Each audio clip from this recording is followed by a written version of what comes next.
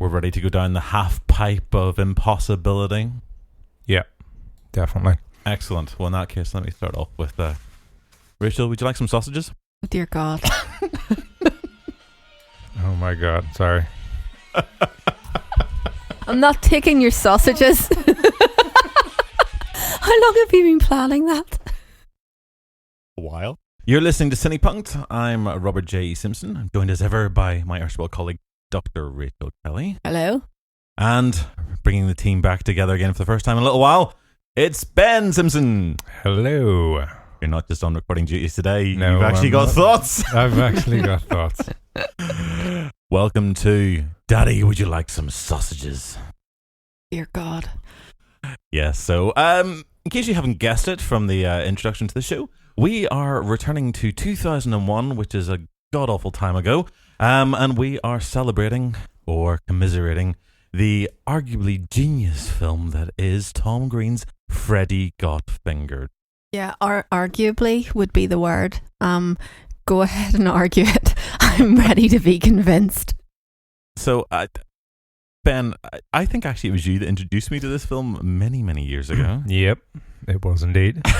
How the hell did you come across it? I was sitting in, I think it was this very room that we're in right now.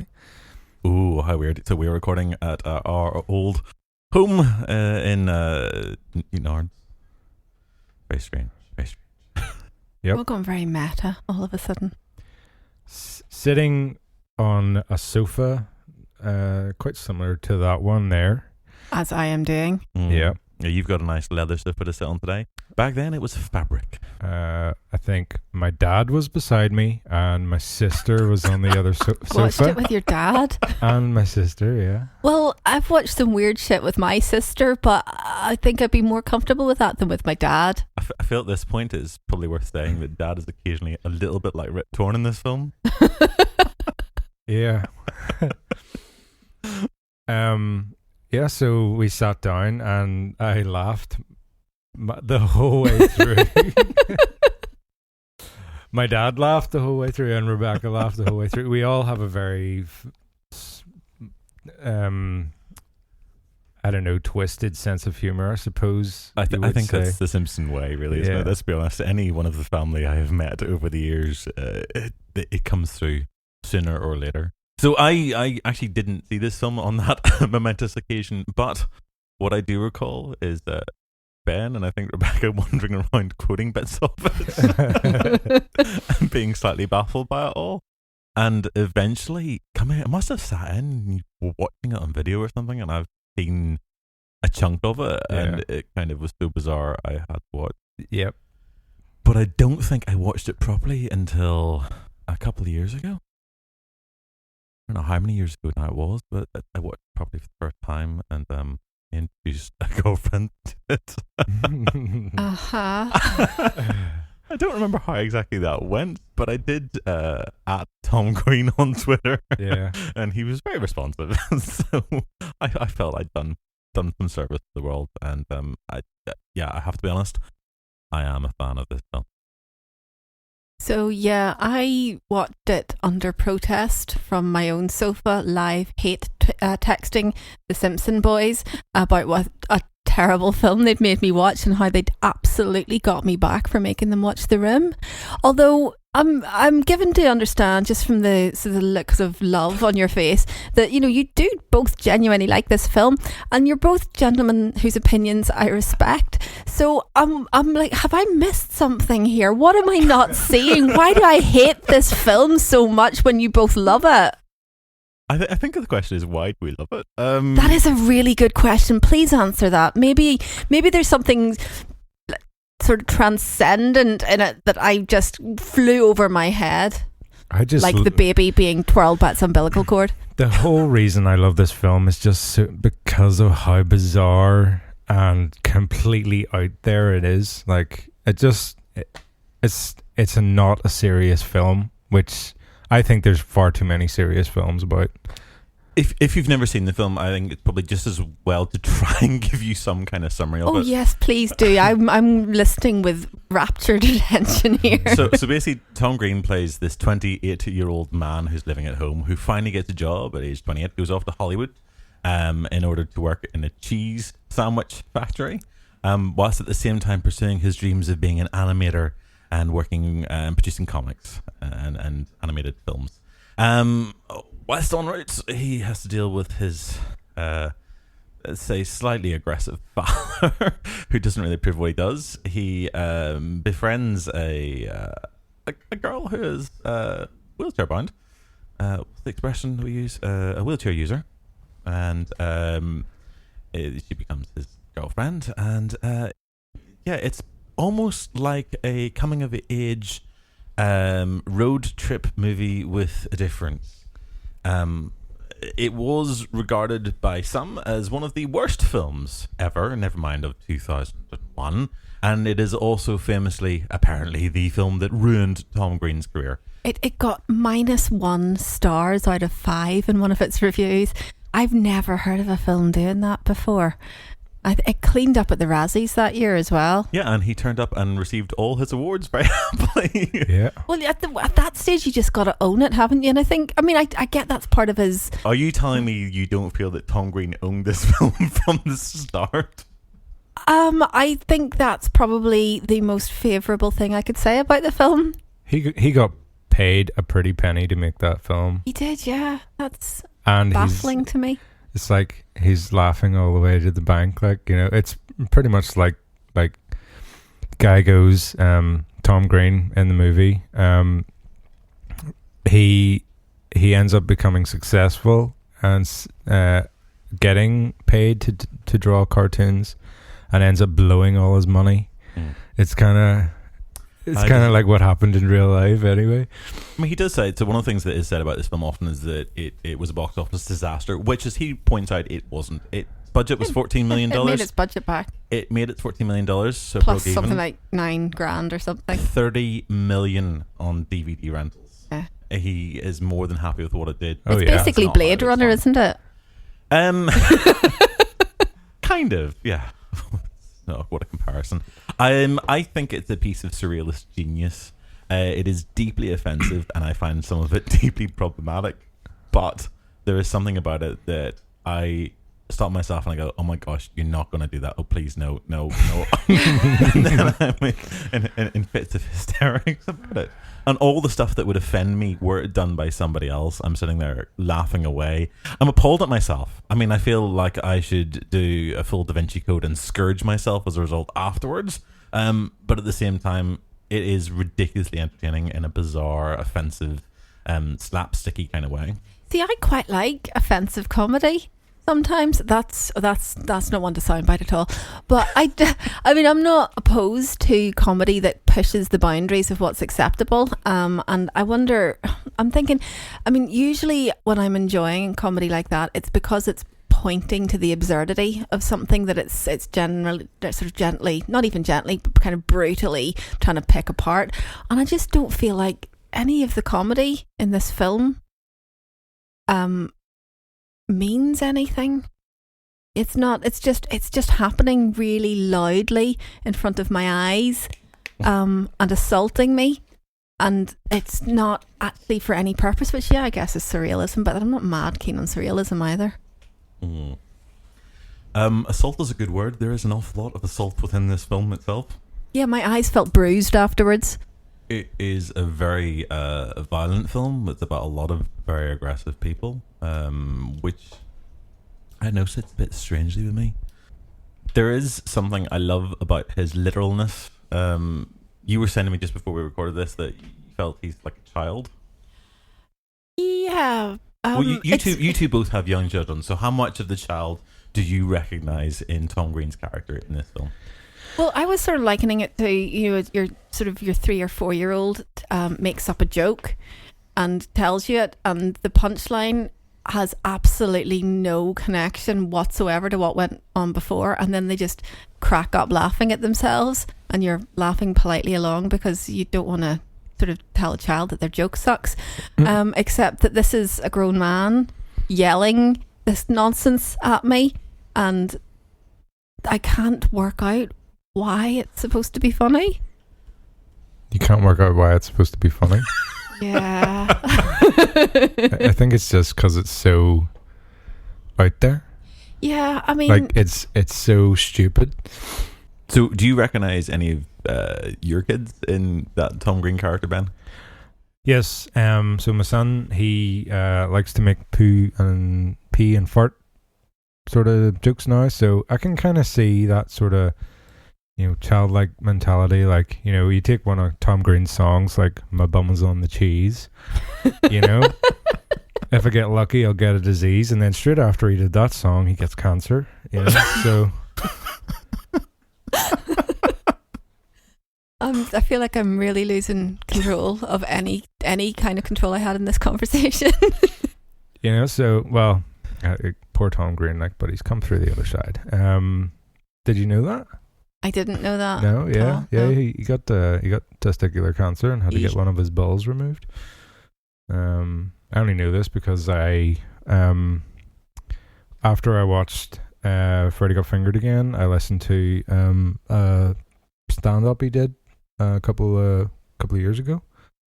Yeah, might have been, I don't know. It's on Amazon anyway. I was listening to that and found out that he got cancer. I never knew that. So, see, I'd be interested to hear his stand up. I mean, is his stand up the same kind of humor as the film?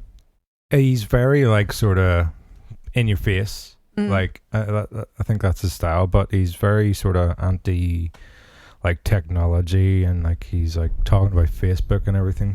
Yeah, no. So I just think it's great.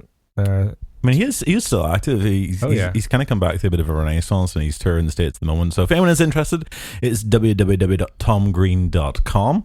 And he seems fairly active. He's got a fairly decent sort of Twitter interaction, everything else as well.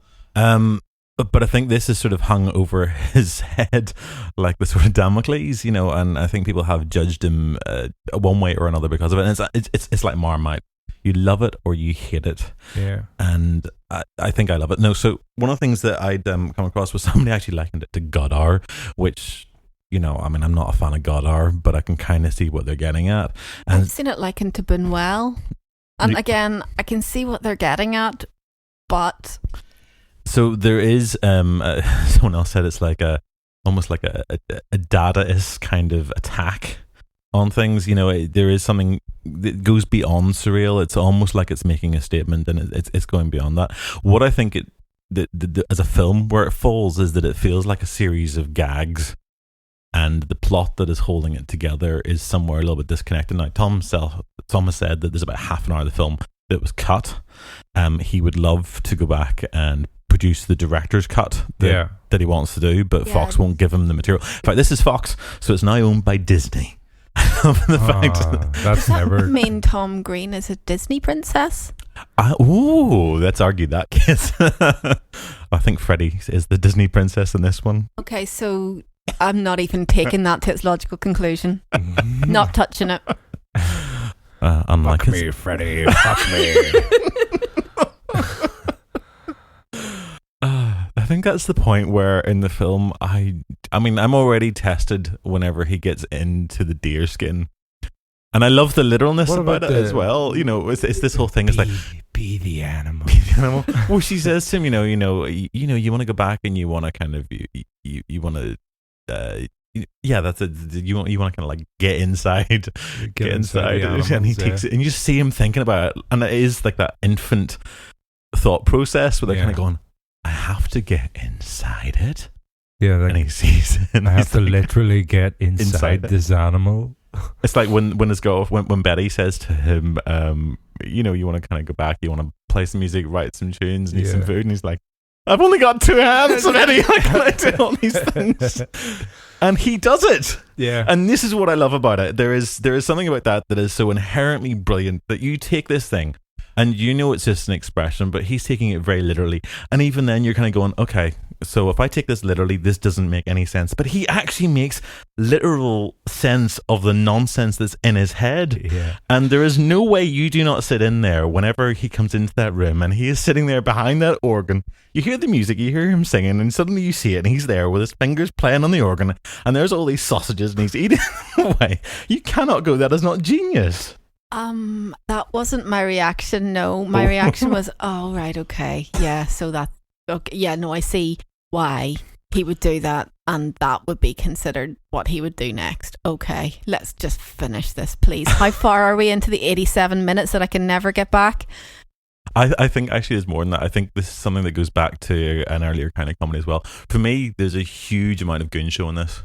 Right, okay, yeah. I see that, but there's it lacks the intelligence of the Goon Show for me, and I'm perfectly prepared to believe that I've missed something here. I think it is a little bit crasser than maybe I would like, but a little bit. I'm a huge fan of gross out comedy. I mean, when it comes to like Bottom, I love Bottom. There is not that huge gulf between the like of the TV show Bottom in the UK for folks in the States and elsewhere who don't know this. Rick Mayall and Ed Edmondson. It's kind of like a Sam Beckett played out in surrealism. But there's not that lot between that and what Tom Green is doing. He's pushing the boundary just that little bit further forward. Where I object, if I have a moral conscience, it sits down and goes, Robert, this is not right. It's maybe the sexual elements of some of it, particularly the kind of almost bestiality, like when he sees the horse. The horse is perhaps the one point in this where I kind of go, what the fuck? Look at me, Daddy, I'm a farmer. Yeah, they see, and that I think is part of my issue with it, was that happened, and why did that happen apart from the fact that there was a horse there being masturbated? I'm really struggling because I really love Bottom. I mean, I could watch Bottom over and over and over again, and I totally see what you're saying about it being a similar type of comedy, but I think there's more linking all of the individual absurdity together in Bottom, whereas Tom Green's just like, wouldn't it be amazing if I wanked a horse at this point? Let's do that. Mm-hmm.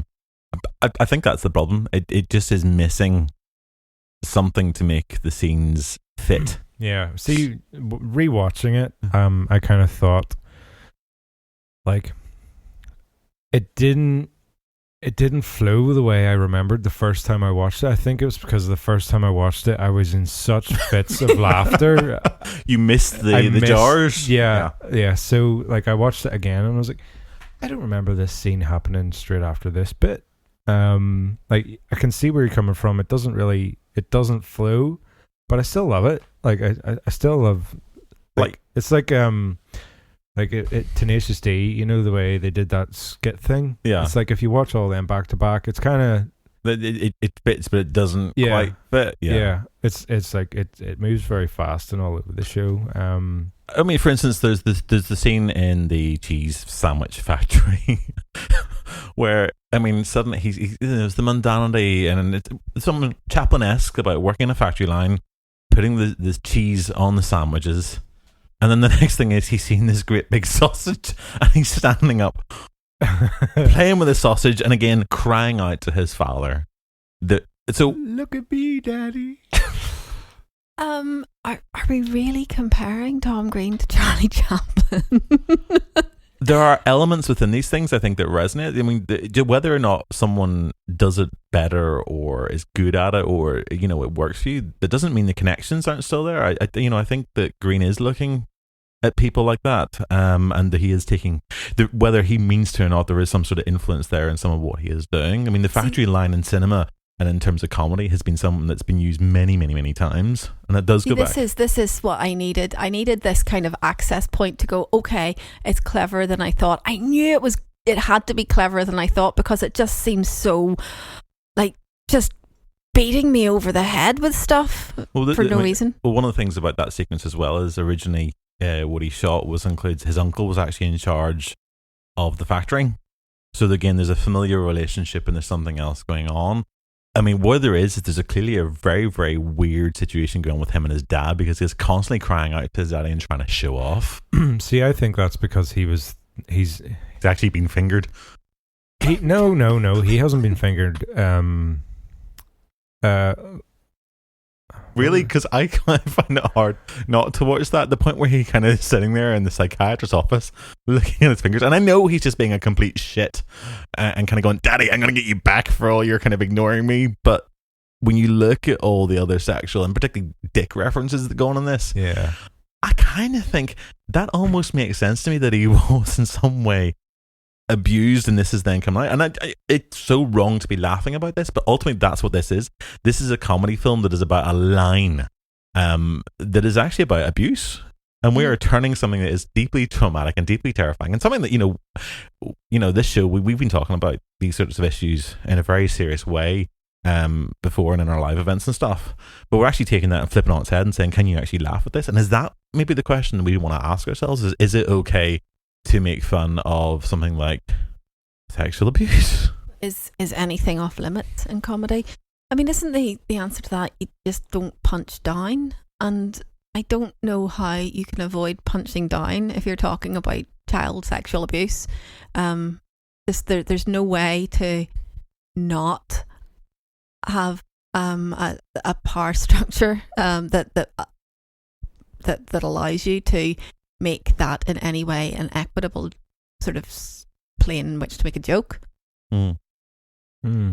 Thoughts, Ben? Freddy is an adult whenever they all go into the counselling together. Yeah. Right? And then he's 28. Yeah. When he's making this complaint about his brother, yeah. Yeah. So, well, I don't know what age Freddy is. I think he's supposed to be 25, isn't he? 25, yeah. He's not much younger, yeah. So he's an adult, and obviously, I think there's a relationship thing here between the dad. I can't remember Tom Green's, what the character he's actually playing, his name. I can't remember. My head's gone blank. Gordy. Right. Fucking Lord Gordy. Damn it, Gordy. Yeah, so there's the dad. The dad has it's showing a lot of love to Gordy, but he's kind of getting fed up and he wants Gordy to grow up. But Gordy's not what would be the right words to say? He's mentally challenged, maybe. He doesn't think like a normal dude. And then you look at Freddy, and Freddy's suit on every day, comes round for his breakfast with the family, goes to work, and Gordy's being treated like a child all the time. Like, the dad comes in and he's eating what's his mum's name? Like the scene that he comes in and he's come back. Yeah. And they're about to have dinner and he's like, but I don't want to have this. I want to have a cheeseburger. Yeah. I want a chicken sandwich. Yeah, chicken sandwich. And he's like, no, Gordy, you're not having a chicken sandwich. And then he tells him to get to his room, like a boy, kid. Yeah, like a kid, So I think there's some weird sort of Freddy's crying out for attention from the father, but the father's giving all the attention to Gordy, who's also crying out for the attention, but in a very different way. Gordy's looking for approval. Yeah. Freddy is looking for attention. Yeah. But Freddy is somehow well behaved about it, whereas Gordy, what I don't understand is his dad clearly hits the ass off him, but I think there's an affection weirdly as well. He gives him a fucking good car. Yeah. Well, yeah. I mean, this is we've had this discussion really sort of briefly, in that I actually really sympathise with the dad. I mean, not the extent that he goes to, as you rightly pointed out. Yeah, throwing your child through a shower window. Yeah, that's not okay. But he's got this 28-year-old kid living at home, treating the place like shit, and just generally being an arsehole to both his parents, and the dad's at the end of his rope, and I totally get that. I have a lot of sympathy for Jim in this film. I was kind of rooting for him a lot of the time. I find him such a weird character. I love Rip Torn though. He could sell anything, really. Rest in peace. Rest in peace. Yeah. Absolutely. He certainly see part of it as well, that knowledge about Rip Torn's own personal antics. There's point I remember when you heard about him being arrested for his drunken abusive behavior. You're like, it's just like the film then, really, isn't it? Yeah. You are actually that man. Maybe he wasn't all the time. I don't know, but that aggressive element is there, and he played a similar character. We're going off topic about. We were talking about Dodgeball. Yeah, Dodgeball. Dodge a wrench, chicken dodgeball. It's pretty much the same character, like drunken, abusive. Yeah. Man, and he does it so well. Yeah. His relationship with Gordy is kind of weird. You know, there's like when Gordy is building the half pipe in the drive, you know, he screams, but he also kind of lets him away with it in the middle of the night to build this thing. And it's only later on when, I suppose, in deference to what you're saying, Rachel, you know, he does eventually lose his teller and decides to destroy this thing. But he's been remarkably restrained up to that point. The physical gross out stuff here is I think what really throws the licking. The licking. Again, I wasn't grossed out by that. I was just confused. I'm just thinking the sexual. You know, I'm thinking STIs. Were you? Weirdly, that's what you were thinking. Well, when you lick a shin bone, yeah, you don't know what he's got in his blood. Always use protection when you lick your friend's broken shin bone as it protrudes from their leg, kids. Yeah. Between that and it's like, you know, when he starts biting off the umbilical cord. I mean, there's almost a logic to the umbilical cord. There's not. He kind of has to like separate it, so you know that makes more sense than getting inside the skin of a deer that he, you know, dices open on the side of the road. Yeah. And then gets hit by a truck. I didn't expect that to happen. What the fuck? It's but there is something bizarre about this, and it's that bizarre and that disconnect. I think is where I think actually that's where that Godard reference comes from. It's that disconnect. It feels like there's something missing in between these things. So Ben, you won't have seen any Jean-Luc Godard films. No. May you live to be 100 and never see one. Right? Are they that bad? They will test your patience. I've been to cinema screenings and people have walked out of them. Is that because they are not connected in any way or really disjointed? So or what Godard kind of got praised for doing in the 1960s, so he's a French filmmaker, and what he started doing was disconnecting the visual from the audio. So whenever you watch a film, generally speaking, what you're seeing on screen and the sound actually kind of come together. Yep. So it makes a lot of sense. Right. But what he would start doing is play a scene of dialogue, and you've got two characters talking, and he'll take the camera and he'll move the camera off somewhere else completely. So you're hearing these voices, but you're not actually looking at what's going on. You're looking at something completely different.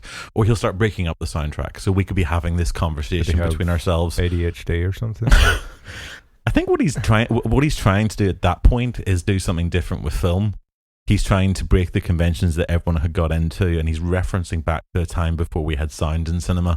So there's a point where we didn't need to be, literally spoon-fed like a theater play with pictures. He's trying to do something that you can only do with film, with that combination of sound and imagery. Mm-hmm. But at the same time, a lot of stuff's quite political, a lot of the stuff is quite aggressive, but that disconnect for most of us when we go to see a film is odd. So which is why when you watch a film and some of the DC films that have been released, you can see where they've had to recut it because something doesn't quite make sense. It's missing chunks. The Batman ones, and I think Suicide Squad felt really off. Yeah, I did watch that Suicide Squad thing. It was a bit naff. But you can feel that it just doesn't quite flow. There's something a little bit wrong, and I think this is what this is doing. Is you can see that it wouldn't take much, but that disconnect I think is where the reference to Godard comes in this, which is probably someone's idea of praise. There are many people for whom the highest praise and the highest accolade they could possibly award is to compare your filmmaking to Godard. I think you're giving this way too much credit. To me, the disconnect is not there to sort of triumphantly proclaim, look at this disconnect that I am putting in here to be surrealist. It's there because he wanted to do these separate little skits and needed to link them together somehow or other, so they've just kind of been chucked in together. And look, I better be really hilarious if I delivered a baby now and ripped this umbilical cord with my teeth. Let's do that. How can I get there? Okay, I'll break a shin. I mean, we know that he's missing some of the film because it was cut out, but I mean, I wonder how much of it. I would like to see what was actually cut. Yeah. Do you know what? I would actually rewatch the film to see what was cut. If the director's cut came out, I would, because I really want to know why you guys like this. And if the things that I hated about it were less hatey, then maybe I could like it. What did you hate about it? Everything. Everything? Just so much. Well, let's talk about two other things I want to talk about before we kind of wrap this one up, and that's the little kid and Betty. See, I actually quite like the little kid. I like that whole. I mean, that was the thing that was the most amusing to me, and that doesn't make me sound like a good person at all. But that at least seemed there is a thematic consistency there, and it was referential, and it was referential throughout the film, and it at least tied stuff together. And yeah, I mean, it's objectively quite funny, I suppose, seeing a kid get beaten bloody. Oh dear, that doesn't make me. Children in this film walking into an airplane turbine. At the end, he survives that, doesn't he? Yeah, I'm okay, Daddy. Everyone gets shard in blood. Apparently, he dies in Tom Green's original cut. I mean, I'm fine with that, weirdly, because that's logically consistent and coherent, and it feels like the only thing that is logically consistent and coherent in this entire film. But children in this film do not come off well at any point. I mean, that little kid is just, because he's a little kid, he gets all the abuse, and we kind of sit and we laugh. We also go, and his dad in that fucking restaurant, the kid's dad's kind of sitting there deliberately kicking off, prompting Jim to kind of kick off because he knows how he's going to react when he sees his son. And, he got to take some responsibility for the fact that his own little kid is going to get caught in the crossfire again, because that's what happens every fucking time this kicks off. Yeah. But then also Freddy and Gordy are also kids, and they don't necessarily come across that well. I mean, they do feel like certainly Gordy's being abused by his dad left, right and centre for his flights of fantasy, for just wanting to indulge in a scuba diving operation to find some treasure. Yeah. I got some treasure down. In the bathroom. Was it a bar soap? It's a soap and a rope. Yeah. Yeah, I mean, while I don't condone chucking him through the shower like that, but he's well protected, and he says it quite honestly there himself. I'm pretending that it's something else, so he is well aware 28. that. But why can't you pretend? This is film. I mean, the whole thing about fiction film is it is all pretend, and we will sing the praises of an actor who does well in a role because they pretended to be someone else. Yeah. He is living his entire life, and it's a very, very kind of, I mean, in some respects, that's a satire on Hollywood. Whenever you're actually literally looking at the falsity of that whole operation and kind of going, I'm just pretending, it's okay, I'm having fun with it. So are we comparing Tom Green to Lars von Trier now? Why not? We've compared him to Connor and the Goons. And the Dadaists as well. He's come off pretty well. Oh, and Buñuel. He had a Buñuel reference too. He's come off pretty well in this, I think. That's another surrealist. I might introduce you to Buñuel at some point. Never ever watch Chien Andalou. Just don't do it. Don't trust me. Is it worse than The Broom? No, actually, yes. You might the like Room's more good, to it. Right, okay. Yeah. If we watch it together, I'll tell you the bit to look away. I'm kind enough to do that when I screen this for people. The other one I want to quickly get into is Betty. Yeah. So aside from the slightly offensive humour around Betty being a wheelchair user, there is also a brilliance about her character. I mean, this is a woman who's into BDSM. Yeah, I like Betty as a character. I think she's great. Mm. Yeah. This sort of sends a message that, you can't do anything that you want to do if you put the work in and have the perseverance to achieve your dream. Yeah, I think she's a very positive character. She's completely in control of herself. Yeah. She's a sex-positive BDSM enthusiast who is a rocket scientist and a doctor. I mean, in terms of positive female role models, I don't think you can really, what else would you like to add to that CV? I think she's fabulous. So Rachel, have you just praised an element of this film? Shut up. An element of this film created by Tom Green? Yeah. You can't prove anything. It's not like we're recording this or anything. I think we've done better with Freddy Got Fingered than you did with The Room. Yeah. Yeah, I know, but that's because you guys are both wrong about The Room. Or, we're right about Freddy Got Fingered. I reject that utterly. All The Room did was rock. No. Projected a certain thing on like a view of females. Yeah, I know, it's so awful and it's so deeply simplistic and offensive and good for nothing, but it's cheating, just sluts. Train wreck. It's a glorious train wreck. But what a contrast. I mean, so we're referencing back to, for those of you who've just joined our show in the last few weeks, we'll go back to our earliest episodes. We did talk about The Room a couple of episodes, but like the difference between those portrayal of women for two films that have both been regarded as possibly the worst film of all time. It's like day and night. Yeah, but there's no possible way that you as a rational viewer can buy into the Room's assessment of women. I mean, you're watching it and you're going, everything about this is wrong. You just sit back and enjoy the glorious dreadfulness of it. I didn't enjoy it. I know, I don't get that, but anyway. I love Freddy Got Fingered though. Yeah, I don't get that either. Yeah, that one line, that's the point where I think I'm absolutely horrified with this film. Whenever he's just sitting there in that office and he makes the accusation, and the cold consequence of that with the father, and his father's then almost acting it out on Gordon. Yeah. That's the point I think where you kind of go, oh my gosh. Maybe he actually did finger Freddy. But Freddy, I think is what is sort of underlying the whole film. There's just that little element when you look at the way that the dad is, that you kind of go, actually, maybe he did. Really? Do you know, when you think about it, do you not think that's even within the realms of possibility? I mean, theoretically, it's always within the realms of possibility. One never knows what goes on behind closed doors, but I don't get any of that from reading them. That just sparked an idea in my head. Like, you look at what's his Jim, right, the dad, and then whenever Jim wrecks, totally destroys his skate ramp, which he's been working on with his best mate for years, and then drives off. And then Gordy speaks to his mom and's like, "Why do you put up with that? You should be sleeping with tall." Rich dark man, and and all that. Like, why do you put up with this? So maybe Jim is actually abusing everybody in that household. I think he probably is, and I think that's the dark underbelly of this, and this is one of the things about comedy, right? That we often overlook, is that we use it as a way to kind of deal with pain and aggression and everything else. And I'm not saying that Tom Green is having to deal with any kind of personal issues, because we've got to separate characters from the people who are actually writing the stuff as well. Mm-hmm. But narratively, I think this is a much darker film, and that the comedy is masking something horrible underneath. Yeah, I think you'd be right. Okay, I'll go with that. You guys are reading stuff into this film that I don't see at all. But you watch this again, Rachel, and you will see. I will never watch it again. No, you can't make me. It's not.